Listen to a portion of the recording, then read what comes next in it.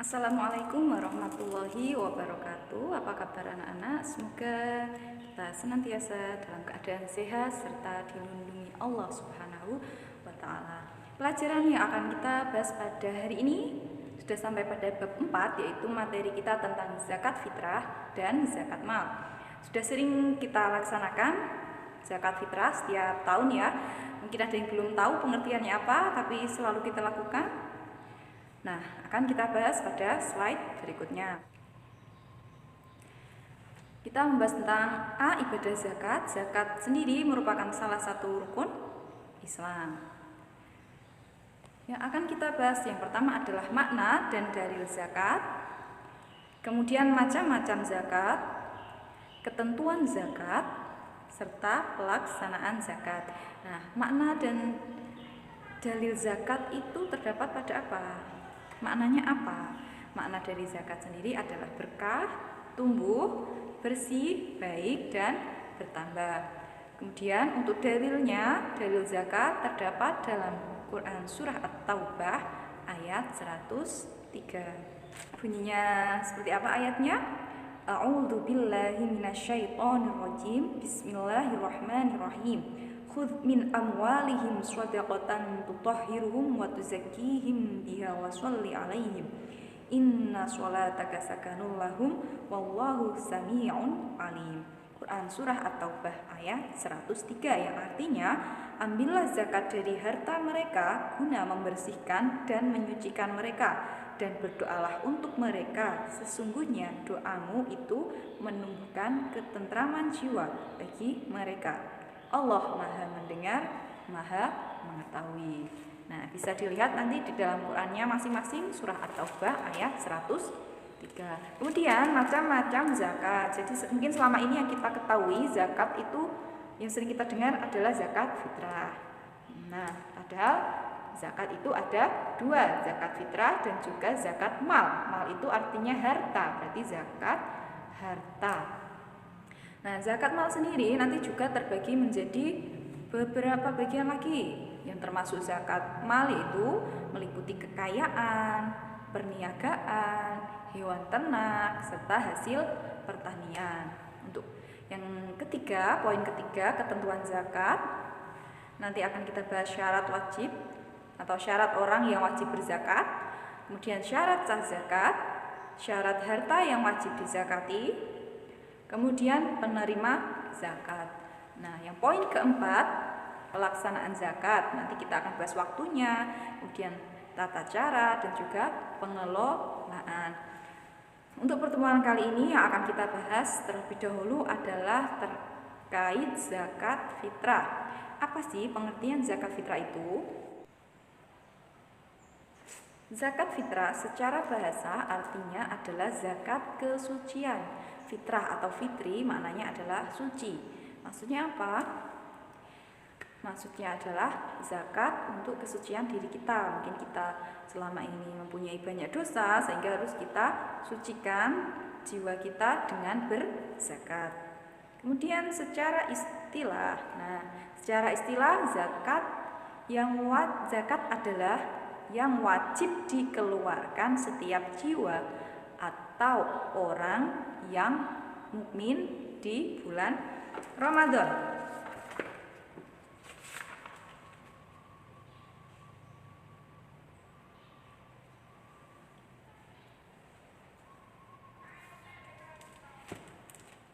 Jadi zakat fitrah itu pengeluarannya ditentukan yaitu pada bulan Ramadan.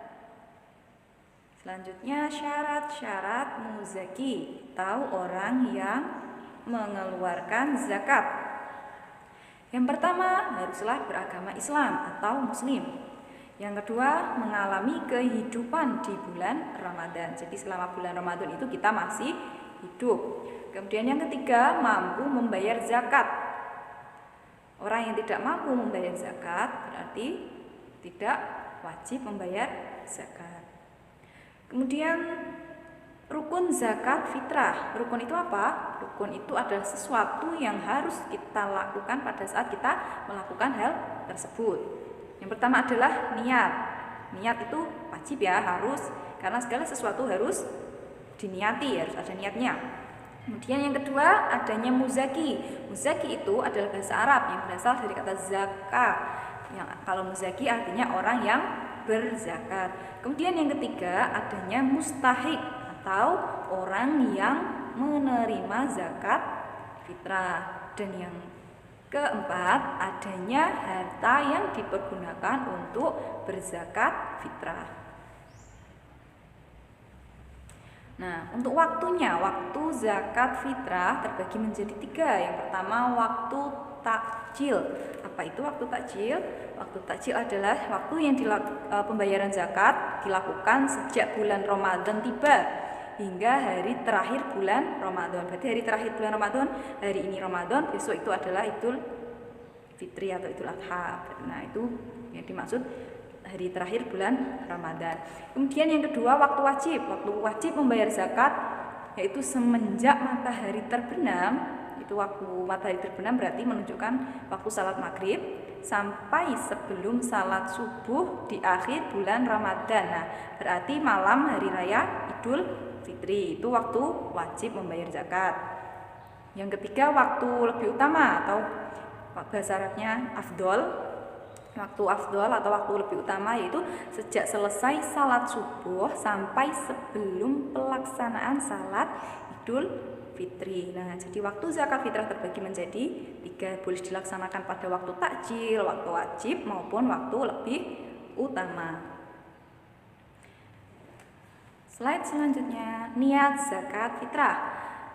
Niat zakat fitrah untuk diri kita sendiri yaitu bismillahirrahmanirrahim, nawaitu an ukhrija zakatal fitri an nafsi fardhol lillahi ta'ala, yang artinya saya berniat mengeluarkan zakat fitrah untuk diriku sendiri, fardu karena Allah ta'ala. Ini adalah niat zakat fitrah.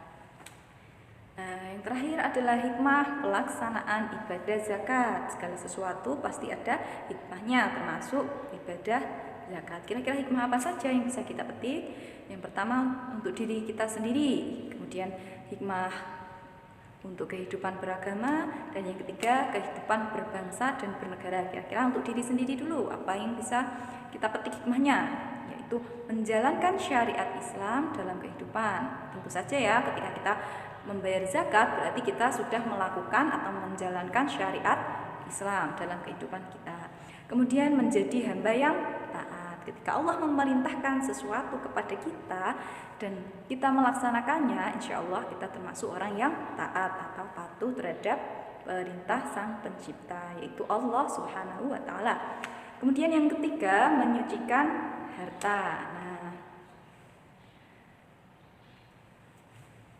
Untuk kehidupan beragama, memotivasi orang lain menjalankan ajaran agama, mempererat tali silaturahmi sesama muslim, menghindarkan dari perilaku tercela. Kemudian yang ketiga, hikmah untuk kehidupan berbangsa dan bernegara, menumbuhkan perilaku peduli sesama. Karena apa? Zakat itu kan untuk kita bagikan kepada orang-orang yang berhak menerima zakat.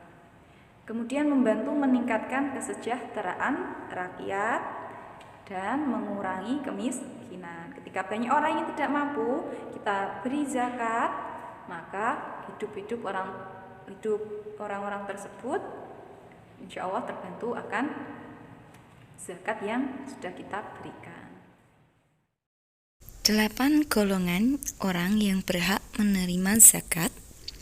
Yang pertama adalah fakir. Fakir adalah orang yang tidak mempunyai harta atau hasil usaha atau pekerjaan untuk memenuhi kebutuhan pokoknya dan tanggungannya. Itu pengertian dari fakir. Kemudian miskin. Miskin adalah orang yang mempunyai harta dan hasil usaha atau pekerjaan tetapi masih tidak mencukupi untuk memenuhi kebutuhannya. Kemudian yang ketiga, fisabilillah, orang yang berjuang di jalan Allah seperti berperang, berdakwah, dan menerapkan hukum Islam. Yang keempat, mu'alaf. Mu'alaf adalah kelompok orang yang dianggap masih lemah imannya karena baru masuk Islam. Yang kelima adalah ghorim. Ghorim adalah orang-orang yang memiliki hutang, menanggung hutang, dan tidak sanggup membayarnya. Kemudian yang keenam adalah Ibnu Sabil. Ibnu Sabil adalah orang yang terputus bekalnya dalam perjalanan atau musafir dan para pelajar perantauan. Kemudian ketujuh, amil zakat. Amil zakat ini merupakan panitia penerima dan pengelola dana zakat.